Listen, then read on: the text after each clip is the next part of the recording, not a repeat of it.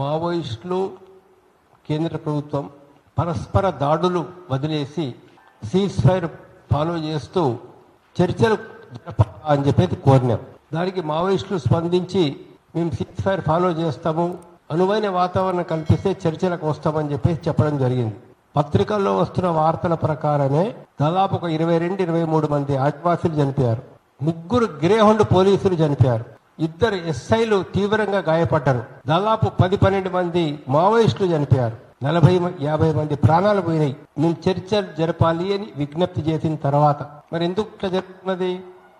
వాళ్ళు శాంతి చర్చకు వస్తామని చెప్పిన తర్వాత కేంద్ర ప్రభుత్వం కనుక వెంటనే శాంతి చర్యలు ప్రారంభించినట్లయితే ఈ 50 ప్రాణాలు పోయేటి కావు. అంటే 50 ప్రాణాలకు విలువ ఏమైనా ఇస్తున్నారా అంటే ప్రభుత్వాలు కానీ ఎవరు కానీ ఒక ప్రాణానికి విలువ. 3 గ్రేడ్ పోలీసులు చనిపోయారు, వాళ్ళ కుటుంబాలకు మేము ప్రగాఢ సానుభూతి తెలుపుతున్నాం. ఇది కేవలం సెంట్రల్ గవర్నమెంట్ ఒక మిస్టేక్ వల్ల ఇవాళ 3 గ్రేడ్ పోలీసులు చనిపోయారు అండ్ 2 ఎస్ఐలు తీవ్రంగా గాయపడ్డారు, ఒక 22 మంది ఆదివాసీలు చనిపోయారు, ఒక 10-15 మంది మావోయిస్టులు చనిపోయారు. బాధ్యత కేవలం సెంట్రల్ గవర్నమెంట్దే, ఇంకోటి ఏమి లేదు ఇక్కడ. Central government is responsible for this. వాళ్ళు కనుక చర్చలు జరిగితే ఈ ప్రాణాలు పోయేటి కావు. ఎందుకు జరుపుతారు చర్చలు? పాకిస్తాన్ వాళ్ళతో చర్చలు జరుపుతారు, శత్రు దేశంతో చర్చలు జరుపుతారు. వాడు వచ్చి దొంగచాటుగా వచ్చి 26 మందిని చంపిపోతే వాళ్ళకు మద్దతు ఇచ్చిన పాకిస్తాన్తో నువ్వు చర్చలు జరిపి శాంతి చేస్తున్నావు. శాంతి మంచిదే, మేము కాదనంటలేం. యుద్ధం ఆపడం మంచిదే, మేము కాదనంటలేం.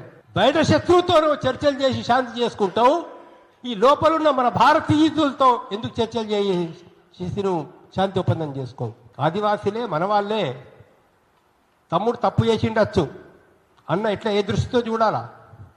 తమ్ముడిని నచ్చజెప్పి తన వైపు మంచి మాటలతో ప్రేమతో తన వైపు తెచ్చుకోవాలా. ఒక కుటుంబ పెద్ద, నువ్వు కుటుంబ పెద్దగా వ్యవహరిస్తలేవు ఇక్కడ, ఒక ఫ్యామిలీ మెంబర్గా వ్యవహరిస్తలేవు, భారతీయుడిగా వ్యవహరిస్తలేవు ఇక్కడ. మీరు గుర్ఖా ల్యాండ్ వాళ్ళతో చేసుకుంటారు, బోడో ల్యాండ్ వాళ్ళతో చేసుకుంటారు, అస్సాం వాళ్ళతో, ఇంకా అక్కడ తిరుగుబాటు ఎక్కడెక్కడైతే సాయుధ తిరుగుబాటు చేసి 10,000 మంది సాయుధ సైన్యాన్ని తయారు చేసి భారతదేశానికి విడిపోతామన్నటువంటి వాళ్ళతో మీరు చర్చలు చేసి ఒప్పందాలు చేసుకొని వాళ్ళందరి మీద కేసు రద్దు చేసి వాళ్ళతో ఒప్పంద చేసుకుంటే మరి వీళ్ళతో ఎందుకు చేయడం లేదు?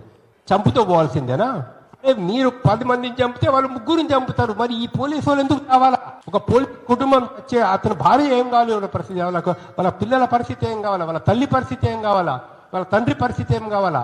చనిపోయినటువంటి వాళ్ళకు ఇవాళ పాకిస్తాన్తో జరిగిన యుద్ధంలో కానివ్వండి, లేదా ఈ యొక్క ఛత్తీస్గఢ్ ప్రాంతంలో జరుగుతున్నటువంటి అల్లకల్లోల వల్ల కానీ చనిపోయిన ప్రతి కుటుంబానికి మా ప్రగాఢ సానుభూతిని శాంతి కలిపి తెలియజేస్తుంది.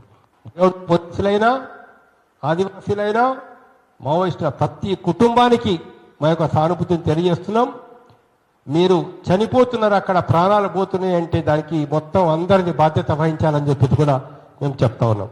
ఇంకొక చిన్న ఇష్యూ మీతో నేను షేర్ చేసుకుంటా. డెవలప్మెంట్ అభివృద్ధి చేయాలా. అభివృద్ధి కోసం ఆదివాసీల అభివృద్ధి ప్రాంతాల అభివృద్ధి చేయడం కోసం, అక్కడ ఇవన్నీ చేయడం కోసం మేము ఈ కార్యక్రమాలు చేస్తున్నామని చెప్తున్నారు. చాలా బాగుంది ఆర్గ్యుమెంటు. చూసే వాళ్ళకు ఓహో నిజంగానే అభివృద్ధి చేయడానికి, ఆదివాసిని అభివృద్ధి చేయడానికి చేస్తున్నారేమో అనే భ్రమలు ప్రజలకు మీరు కల్పిస్తారు. మరి ఏ మాత్రం మావోయిస్టులు నక్సలైట్లు లేని ప్రాంతాలు భారతదేశంలో ఉన్నాయి కదా. కొన్ని ప్రాంతాల్లో అక్కడ ఆదివాసులు ఉన్నారు కదా.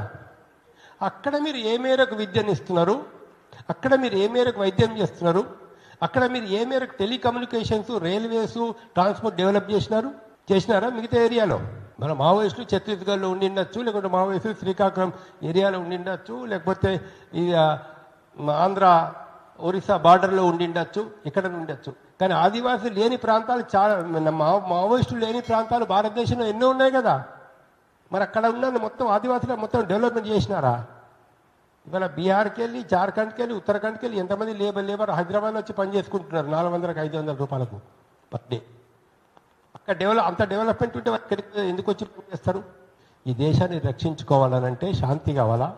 శాంతి కావాలంటే ఎవరెవరు ఆయుధాలు పట్టుకున్నారో వాళ్ళందరితో చర్చలు చేసి ఒక శాంతి అభివృద్ధి కోసం మీరు కృషి చేయాలని చెప్పేసి కోరుతూ కేంద్ర ప్రభుత్వం అండ్ దీనికి ఒప్పుకోవాలని, రాష్ట్రపతి కూడా ఇందులో జోక్యం చేసుకోవాలని, మేధావులు కూడా ఇందులో జోక్యం చేసుకోవాలని కోరుతున్నాము.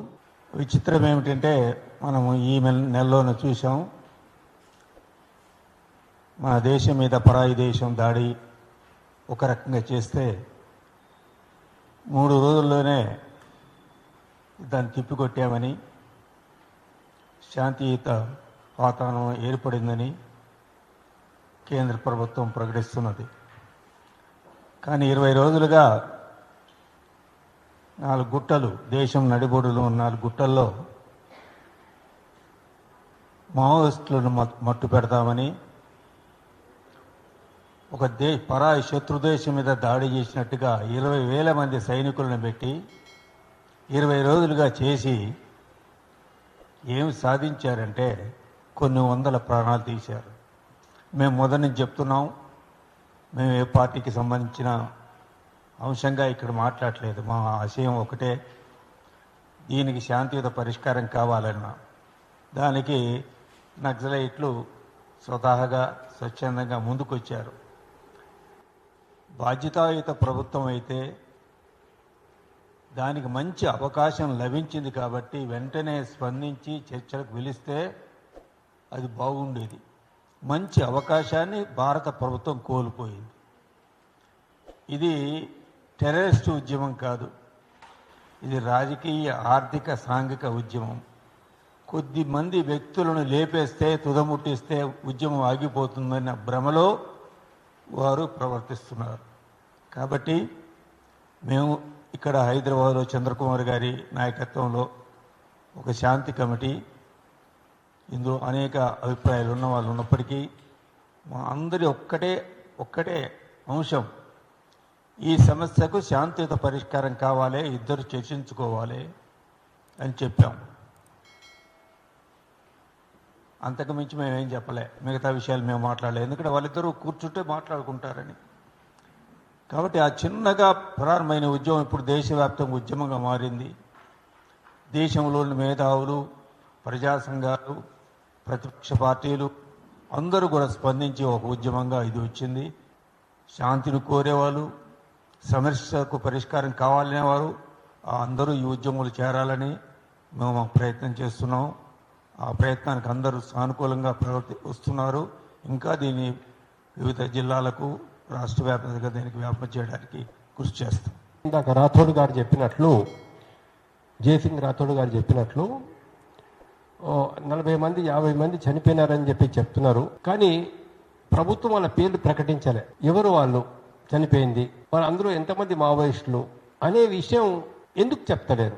ఎందుకు ఆ శవాలని వాళ్ళ కుటుంబీకులకి ఇంతవరకు అప్పగిస్తలేరు? 4 రోజుల తర్వాత కూడా, 5 రోజుల తర్వాత కూడా, మొన్న ఎప్పుడో 7-8 రోజుల క్రితం చెప్పారు 22 మంది 32 మంది ఇక్కడ ఎన్కౌంటర్లో చనిపోయారని చెప్పేసి వార్తలు వచ్చినాయి. ఏం జరుగుతుంది? ఎంతమంది చనిపోయారు?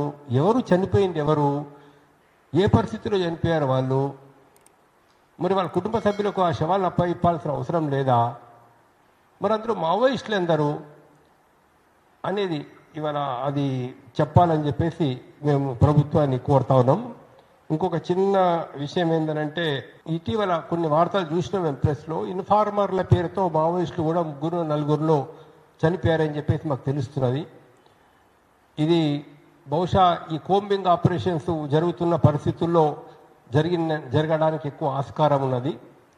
కానీ అది కూడా ఎంతవరకు కరెక్ట్, ఎంతవరకు అది ఇన్ఫర్మేషన్ ఎంతవరకు కరెక్ట్, అది ఇటు మావోయిస్టులు అని చెప్పాలా, ఇటు ప్రభుత్వం అని చెప్పాలా? నిజంగానే మావోయిస్టులు ఇన్ఫార్మర్ల పేరుతో చంపారా, చంపలేదా అనేదాన్ని ఇరు పక్షాలు ఎవరో ఒకరు చాలా స్పష్టంగా చెప్పాలని చెప్పేసి కోరుతున్నాం. రెండోది, మావోయిస్టులతో కూడా ఒక విజ్ఞప్తి ఏంటంటే, మేము శాంతి చర్చలు తెరిపించాం, మీరు శాంతి చర్చలు చేస్తామన్నారు అందరూ, మీరు కూడా అనుకూలమైన పరిస్థితి కల్పించాలని చెప్పి చెప్పారు. సరే, ప్రభుత్వం మొండిగా కోంబింగ్ ఆపరేషన్ నిర్వహిస్తున్నది, మీరు కొంతమందిని చంపేసి ఉండవచ్చు, చంపడానికి ప్రయత్నం చేస్తున్నది. అయినప్పటికీ మా యొక్క విజ్ఞప్తి ఏంటంటే, మీరు మట్టుకు మీ మాటకు కట్టుబడి ఉండాలా, మీరు మట్టుకు ఎవరి మీద దాడి చేయొద్దు, ఎలాంటి భౌతిక దాడులకు పూనుకోవద్దని చెప్పేసి మేము హృదయపూర్వకంగా వాళ్ళకు కూడా విజ్ఞప్తి చేస్తున్నాం.